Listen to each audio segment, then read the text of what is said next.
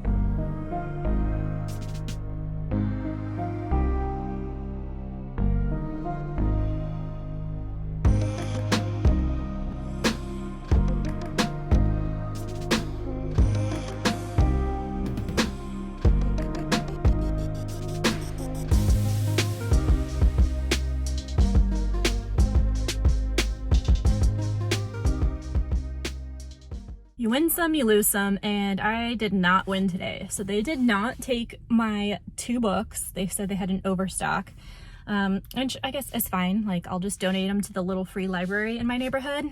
Karma, right? I pull enough books from there. And then I went in looking for 3 authors. I wanted Mariana Zapata, Penelope Douglas, or Elle Kennedy. And I mean, all thanks to Larry. Thanks so much, Larry, for this spontaneous shopping trip today. But they had none. Nada. Zip. Zilch. So I I tried to do that and shop local, but unfortunately I think I'm gonna have to go on Amazon. And then I wanted to buy something, and they had a used copy of Game of Thrones. I'm not looking to start this anytime soon, but like anytime I go to Goodwill or thrifting, they often have these books, so I thought I would just start picking them up and then just have them there when I'm ready to, I don't know, get violent. So got that. It was only like $6, but I did see a lot of stuff that I want to get and read. It's just that I don't know if I want it bad enough right now, or enough to pay like full price. Like I think a lot of those I can just pick up from the library, or like get on eBay or something. So it was a bust all around. And I mean, I didn't want to buy anything else because I know I'm going to go home and go online anyways and order the books that I want. So at least I got something, but now I get to go home and have my salad. So yummy, yummy.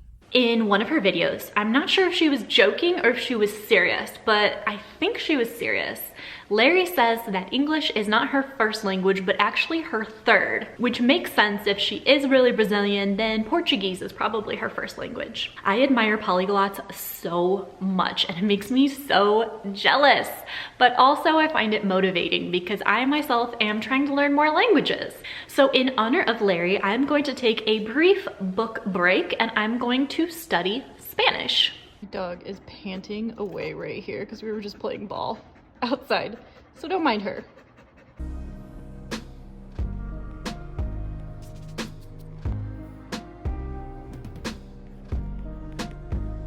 I started doing this new template for practicing my conjugations on different words, and it has been incredibly helpful. So I've been kind of just working at filling this out for different words, trying to focus on the ones that I use the most. And what's been the most helpful, honestly, is writing these example sentences. And I'm pulling these from Spanish Dict. They have an amazing conjugation for like each word that you type in there. So it has been really good. Tener is tripping me up a lot in different conversations, particularly the preterite. These ones are really hard for me to remember. I was working on Elle and my eye pencil died. I hate that they don't give you like a warning when it's dying, just all of a sudden it doesn't work. So I'm like in the middle of my sentence and I can't write anymore. All right, Larry, you are making Jeff Bezos even richer because this is your doing. Your doing. I'm excited to check this out. This is my first Mariana Zapata. I feel like this is a monumental moment. Wouldn't you agree, Nikita? She agrees. You know that I got The Wall of Winnipeg and Me, but last night the deal was delivered. I think that is like the sexiest cover ever. So Larry influenced me to try both of these, and these are not books I would have picked up on my own. I purely got them because of Larry. Let me tell you why. I do not like sports. I don't watch it, I don't play them, I don't talk about it. So reading a sports romance is definitely outside my comfort zone. The deal, I think, follows some male characters that play hockey. And Wall of Winnipeg, obviously, there's like a football field, football helmet. So I think football has to do with this. But Super Bowl's coming up, so this is actually perfect timing for this. I love a good theme, so I think I'll save this one for second. Closer to Super Bowl will be kind of fun. The other reason I wouldn't have picked these up is, so this is part of the off-campus series, and I wonder if it's gonna be too young for me if they're in school.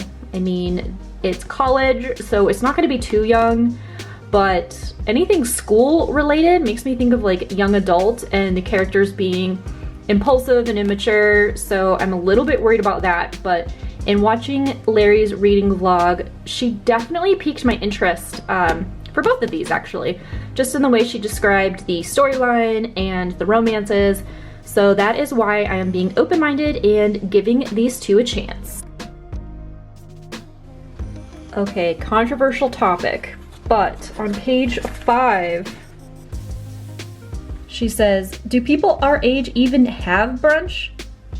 What the hell? There's an age range for brunch? I need to know. What is the appropriate age? I'm panicking. I am cracking up with how disgusted Hannah is with Garrett. It is so amusing. Look at this. This is so funny. I've never met anyone who sleeps with so many pillows. Maybe he needs them to cradle his massive ego. Oh, Graham, you smug bastard. You know a gentleman would offer to sleep on the floor. Do I look like a gentleman to you? Larry mentioned this Princess Bride bit in her reading vlog, and it is just as hilarious in the book as when she read it. Oh my god, I love these two so much. Girl, don't compare sports talk to that of gardening. Gardening is awesome. One thing that's kind of cute is Hannah is a waitress at a 50s diner, and there's one scene that her friends come in and get a milkshake. And fun fact, but I actually worked at a 50s diner in high school and college. Here is my outfit, little dress. It's super gross and old, but I just can't get rid of it because of a cool memory. So basically, Hannah and I are the same person.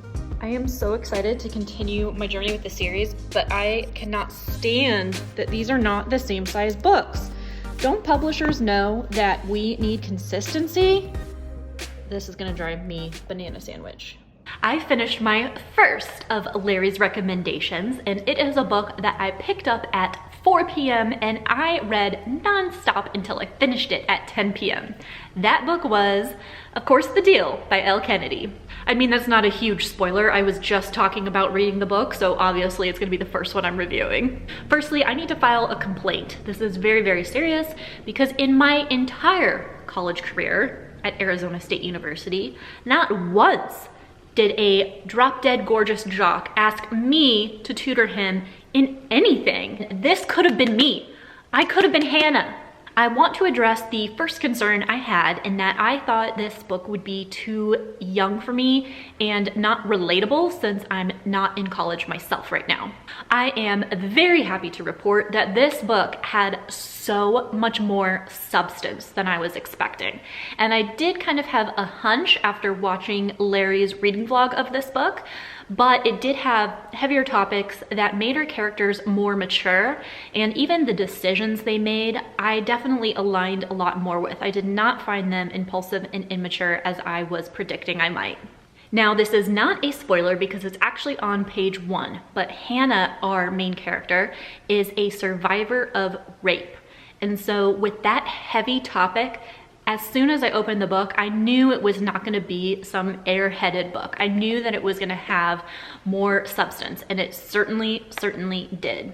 So starting with that topic, I was just in admiration of Hannah and how she had overcome her struggles with what she went through. There is a great representation of the benefits of therapy, as Hannah often mentions how much that helped her, and she is going back and thinking about her therapist and what her therapist might say, so I loved to see that in this book. It also turned out to be great timing because at the same time I was reading Know My Name by Chanel Miller, who of course is a survivor of sexual assault, so reading these two at the same time was actually a very impactful experience. In this book, Hannah gets roped in to tutor the captain of the hockey team, Garrett Graham.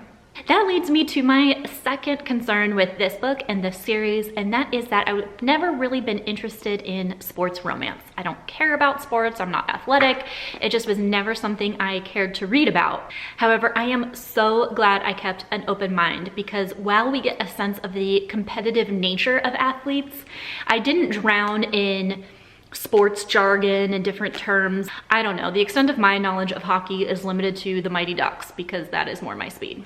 But The Deal primarily focuses on the love story between Hannah and Garrett, and that was something I really appreciated. The spice was at like a level 10. It was incredible, very, very spicy. I loved their banter. They really did not start off liking each other. It was not insta love. They were just hilarious because Hannah is like the one person who doesn't swoon over Garrett and all his popularity. Hannah was not concerned with a boost to her popularity or her image if she was seen hanging out with Garrett. In fact, she was more concerned about the damage to her reputation if people knew that she was friends with him. She did not want to be associated. She had her own thing going on. So I guess in summary, I really liked The Deal by Elle Kennedy, and I absolutely never would have picked this up if not for being influenced by Larry Reads. So Larry, bestie, thank you so much for introducing me to the Off-Campus series. I do think I need to read the other ones. I think that they're also going to have the substance that I really enjoyed with this book. It was not an airheaded college story. It was very fun. I couldn't put it down. I'm excited to see what happens to the rest of the gang. Thank you so much. Now it's time for my second Larry recommendation, but first I think I need to upgrade my outfit to something that Larry herself would approve of. Comfort level 1000 achieved. I think Larry would be proud. Let's get reading. I hope this isn't like a bad omen, but I just opened the book to read page 1 and like this page just fell out. It just was like, peace out, I'm done. RIP page 5. This book is falling apart already. This is not a good sign at all. I really like how she calls out her ignorance to football here. Like, that's perfect. Me too, girl. Me too.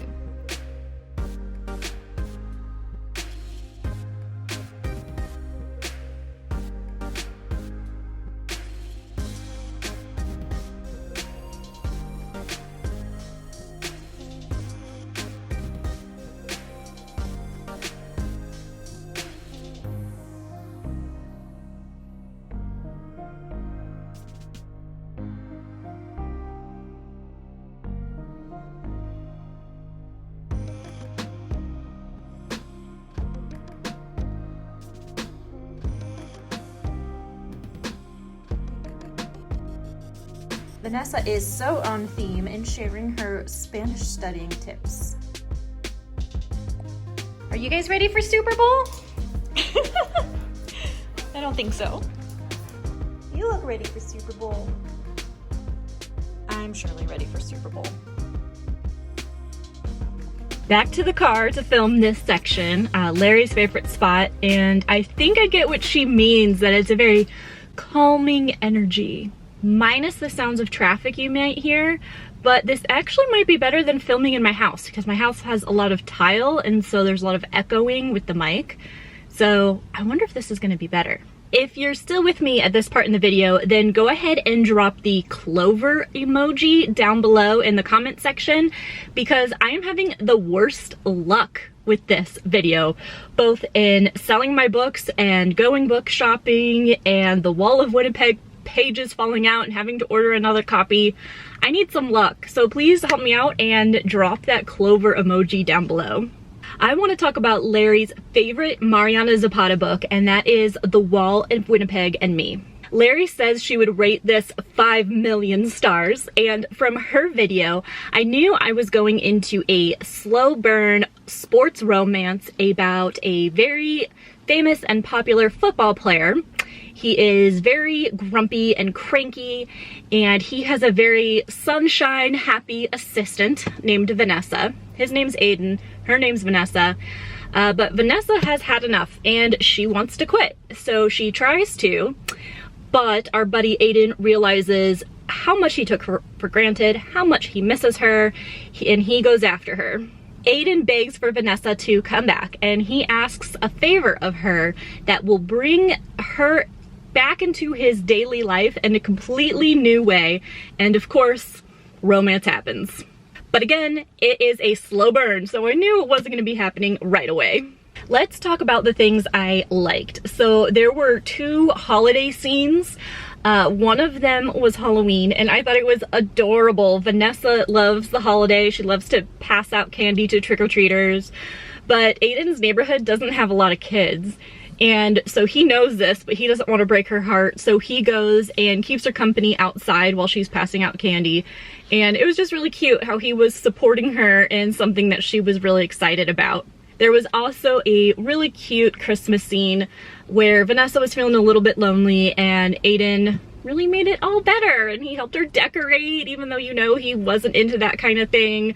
So I love those 2 holiday scenes between them as their friendship grew.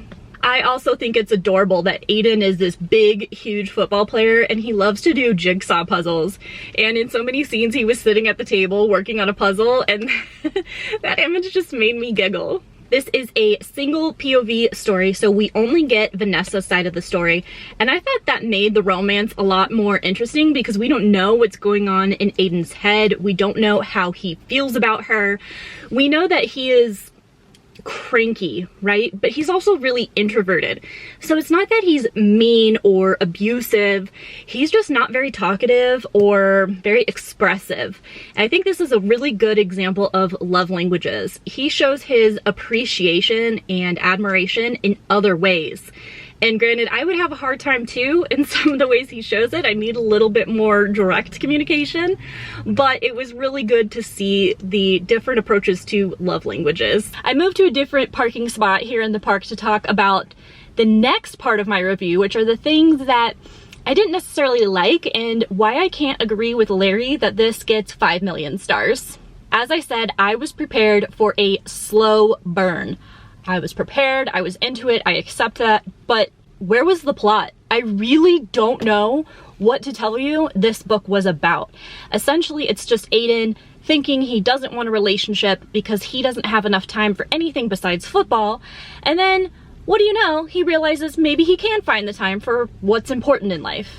From Vanessa's point of view, she is just describing Aiden's body over and over, and there's nothing else much going on.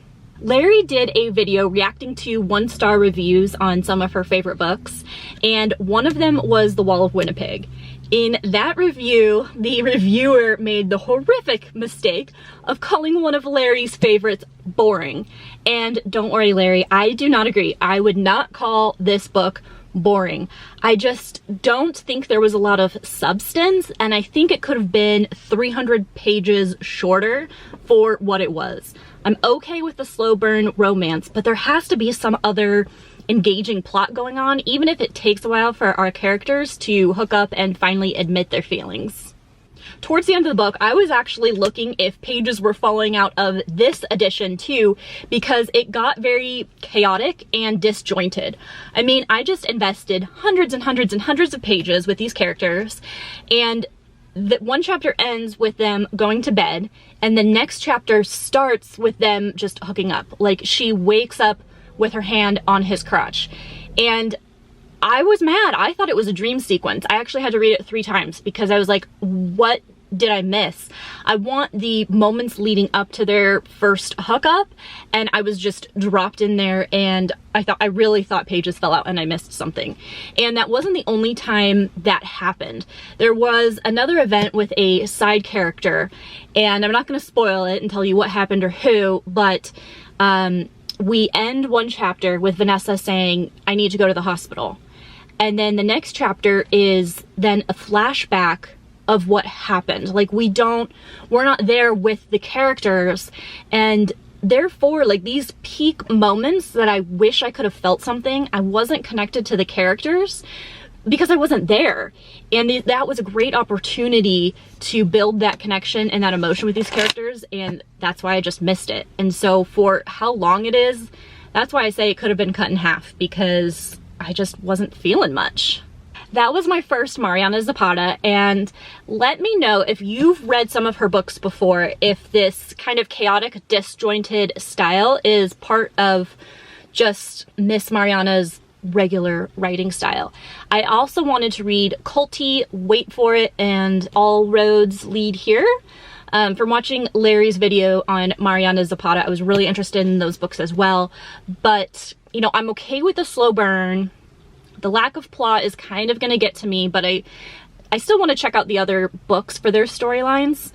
But the thing that would really prevent me from picking up the other ones is if it has this same disjointed style where you're just like dropped in and get flashbacks of what really happened. That is going to turn me off to her completely. So if you've read any of those other books, can you please drop a comment down below if I can expect that same kind of thing in her writing style in the future? That'll really help. I am starting to sweat, man. It is 80 degrees in February in Phoenix, so we're gonna wrap this up pretty quickly. But I thought it would be really fun to take the 2 books that I read because of Larry Reads and do a little competition between the 2.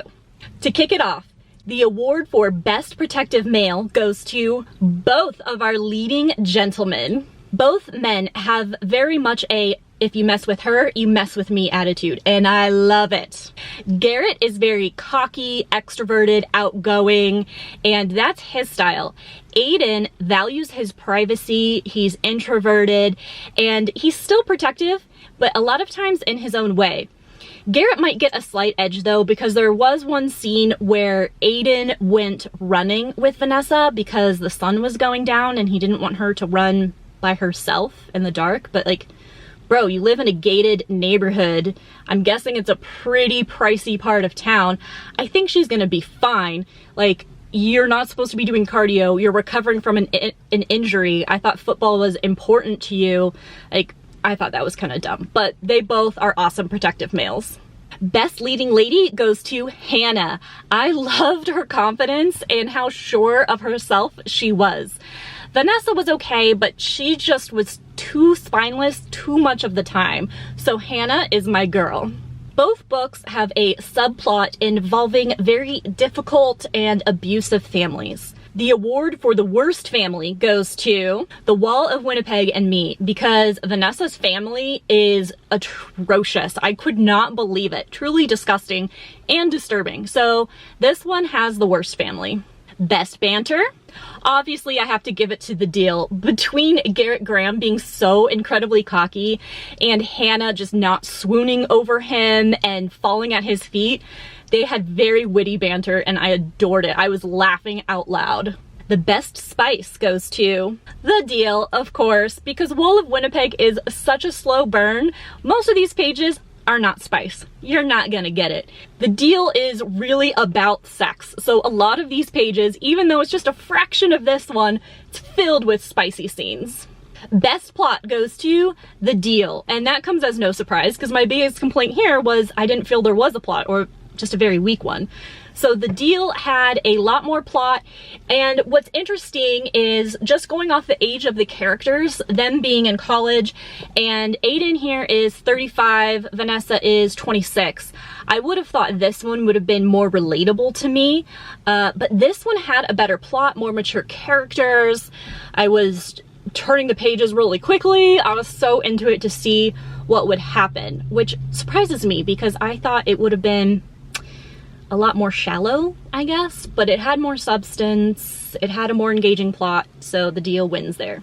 Overall, I think it was a wild success to read 2 recommendations from Larry Reads. I'm so glad that I did because it proved me wrong in so many different areas. The age range of the characters, sports romances, I guess romance in general because I don't gravitate a lot towards romances, but these were a lot of fun. Like I said, I'd be interested in checking out more Mariana Zapata after I investigate a little bit to see what I can expect from those other books. And I also ordered the rest of the off-campus series because I really want to check that out and see what happens to the rest of the gang and how they find love. So I'm really excited that I tried these out. Thank you so much, Larry. This was a lot of fun and I can't wait to see what future books you're going to recommend for me. So if you're still watching, please go check out Larry's channel. If you haven't done so yet, you will not regret it, I promise you. And subscribe to me because like I said, I love talking about books. I want to meet more bookish friends. So subscribe and comment so we can talk. Thanks so much for watching and I'll see you next time.